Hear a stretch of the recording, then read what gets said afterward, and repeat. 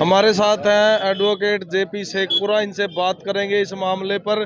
क्या ये पूरा मामला था और क्या गांव के पास का खोरा खेड़ी गांव है। हमारे को भी पता लगा यहाँ जो भी लोग आए हुए हैं, एक समूह ऐसा भी आया हुआ है जिसको ना तो वोट चाहिए ना राजनीति चाहिए, पर वो समूह जहाँ भी जाता है ना वहीं से ही गंडा पाड़ के लाता है, क्योंकि थारा फूफा जिंदा है। रोहतक वाला विदेशों में धूम मचा रखी है। इसका सबद ये है कि सरकार या तो मान जाए और नहीं तो फिर दूसरा काम भी हो जाता है। तो इसलिए मेन बात यह है कि गांव अच्छी तरह से बसे, और यहाँ किसान मजदूर की जो लड़ाई चल रही थी और जो हम लोग क्रांतिकारी आए हुए थे, तो इस तरह से सरकार दबाव में आई और युवा बोल गया, फिर दोबारा पोल खोल गया। ये ताऊ खट्टर है जो एक बार लागू करवाता है और बाद में वापस ले लेता है।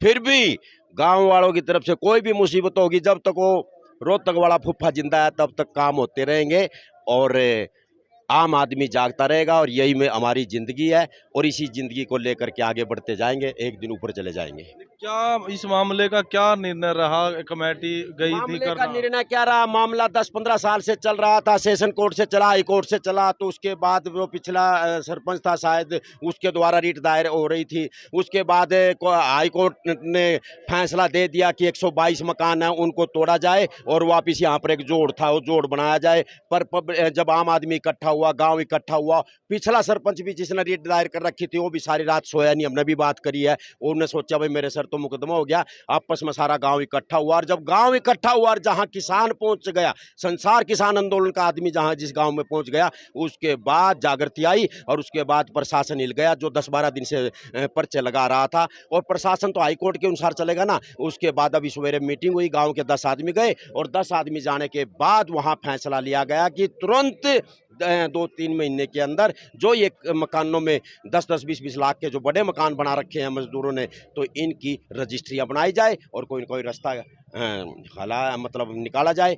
ये मामला अब यहाँ पर हुआ है। अब 2-4 महीने में इनके मकानों पे पक्की मोहर लग जाएगी और ये लोग रजिस्ट्री के मकानों में रहेंगे। यही हमारा कर्म है और यही हमारा धर्म है। धन्यवाद। इस तरह से जीत ही कहेंगे आप लोगों की, क्या कहना चाहेंगे? देखो, जीत तो नहीं है भाई, प्रशासन यहाँ पर लोगों की ताकत के आगे झुका है, कब्जा करने नहीं आया। जीत तो उस दिन होगी जिस दिन इन मकानों के पक्के मालिक बन जाएंगे, इनकी रजिस्ट्रियां हो जाएंगी। ये लड़ाई तब तक की है। बाकी ये है, यहाँ का प्रशासन है, यहाँ का विधायक है, यहाँ की सरकार है, इन्होंने हमारा रिकॉर्ड पहले भी पता है। और ये मेरा पड़ोसी गांव है, आधी रात जरूरत पड़ेगी ना, आधी रात भी खड़े हैं। और मैं तो कहूँ कब्जा तुम इस गांव में घुस के ही दिखा दियो। मैं कहता हूँ सीधा चैलेंज है, अपनी सारी फौज लगा लियो। हमारे ऊपर तो 20 बार लगा रखी आपने, बीएसएफ, पैरामिलिट्री, कुछ लगा लियो। और भाई कब्जा कुब्जा तो भूल जाओ। बाकी ये मकान है, ये जमीनें जो हैं, चाहे पंचायत की जमीनें हैं, ये भी हमारे रकबे में से कटी हुई है, गांव के साझले रकबे की जमीनें हैं।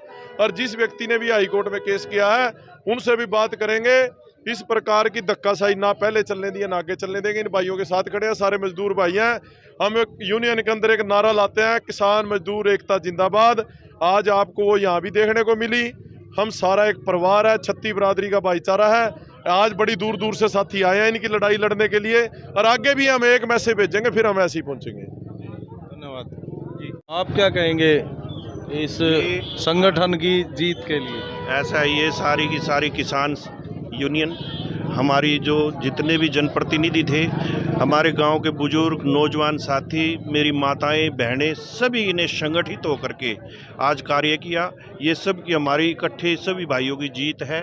और आज जो है ना, मैं देख रहा था, मैं रात को भी यहीं था, सुबह से मैं यहाँ 7 बजे से हूँ, 7 बजे फिर आ गया था घर से। सबके चेहरों पे मायूसी थी। और जैसे ही हम लोगों ने यहाँ पे चेतावनी दी जो है ना, क्या नाम, प्रशासन को और सरकार को, तो उन लोगों को लग गया कि भाई काम तो हमारा चलने वाला नहीं है, और वो झुके और जो है अपने घुटनों पे आ गए और हमारी जीत हुई, हमारे संगठन की जीत हुई। और अब जो है आप पूरे गांव में देखो, जितने भी गांव के वासी हैं, जिन लोगों के मकान थे, उनके चेहरे पे खुशी है और ये बहुत बड़ी जीत है। लेकिन जैसे मेरे भाई ने, छोटे ने कहा, ओलख जी ने, कि अभी इसमें इतना खुश होने की बात नहीं है, इसमें बहुत सारी प्रक्रिया है। जब तक रजिस्ट्री अपने नाम नहीं हो जाती, जब तक हमें और मेहनत करने की ज़रूरत है। लेकिन मैं आपके चैनल के माध्यम से एक बात ज़रूर कहना चाहता हूं कि ये जो मामला है, अब बिल्कुल घबराने की बात नहीं है, ये बिल्कुल पॉजिटिव दिशा में मामला चल पड़ा है। और ये जो मकान है, इनकी रजिस्ट्रियाँ जो लोग उसमें बैठे हैं उनके नाम हो जाएंगी। समय लगेगा, इसमें सभी लोगों को सहयोग करना पड़ेगा। गांव के हमारे सरपंच जो है ना, उनको भी ध्यान देना पड़ेगा, जो हमारे कार्यवाहक सरपंच है, और ये मामला ठीक हो जाएगा। अब कोई दिक्कत नहीं है, संगठन की शक्ति से ये काम अब बन गया है। धन्यवाद। क्या नाम है आपका? मेरा नाम इंद्राज है। कहाँ से हो? यहीं खोराखेड़ी से। क्या कहना चाहते हैं? मैं ये कहना चाहता हूँ, मेरा गांव में सुख शांति है, नू की नू रह जाए, आगे ऐसा कोई कार्य ना हो जी। हमारा गांव को सुख शांति, सब गरीब भाई है, आपस में मिलजुल कर रह जाए, इस पर की बात नहीं है जी। साथ है खोराखेड़ी गांव के कार्यवाहक सरपंच, इनको हम कह सकते हैं, क्योंकि जो कार्यकाल है वो पूरा हो चुका है। जैसा कि सभी लोगों की बात हमने सुनी, सबसे बड़ा रोल इस मामले को एक सही दिशा में ले जाने का जो रोल है, इन्होंने निभाया। इनसे बात करेंगे। रणजीत जी, सरपंच साहब, अब क्या निर्णय लिया गया है और क्या ये पूरा मामला है? धन्यवाद मीडिया, जिन्होंने इतनी कवरेज की। सभी साथी आए, बहुत से साथी हैं जिन्होंने बिना मैसेज के भी अपना फर्ज निभाया जी। 22 तारीख की कब्जा कार्रवाई का प्रशासन ने डेट दे दी, तारीख निश्चित कर दी थी। कल प्रशासनिक अधिकारी आए थे, डिमार्केशन उन्होंने किया, पर सारा गांव इस 2 दिन से एकजुट हो चुका था। निश्चित तौर पर गलत कार्रवाई है, किसी एक आदमी की वजह से पूरा गांव भुगते, ये गलत बात है। ये 62 नोटिस थे भाई साहब, 62 नोटिस में 103 मकान के आसपास में हैं, और पूर्व की पंचायतों ने भी, सभी ने इसमें बहुत सारे काम करवाए हैं। सभी गरीब आदमी बैठे, हैंड टू माउथ है, सुबह कमाते हैं, शाम को खा लेते हैं। इस प्रवृत्ति के आदमी यहाँ पर गरीब आदमी रहते हैं, जिसमें किसी एक आदमी की गलत कार्रवाई के कारण ये सारा गांव भुगतने के लिए तैयार हो गया था। सारा गांव एकजुट हो गया, प्रशासन के खिलाफ खड़े थे। इस बीच में कड़ी का काम माननीय विधायक जी ने किया है, जो उन्होंने इसमें प्रशासनिक जो अधिकारी है उनसे बात की है, तो उन मैसेज रात ही आ गया था कि प्रशासनिक अधिकारी आपसे बात करना चाह रहे हैं। तो हमने 11 सदस्यीय कमेटी का गठन किया। गठन करने के बाद सुबह हमारे पास 8 बजे का जो टाइम, 8-9 बजे का जो टाइम था, हम वहाँ अधिकारियों से मीटिंग करने के लिए गए। बड़े सार्थक और सौहार्दपूर्ण मीटिंग हुई है। आश्वासन निश्चित तौर पर एक बहुत स्पष्ट सा मिला है कि कानूनी प्रक्रियाओं पूरी करने के लिए कागजात हमें पूरे करने पड़ेंगे, नो डाउट, क्योंकि कानूनी पेच है।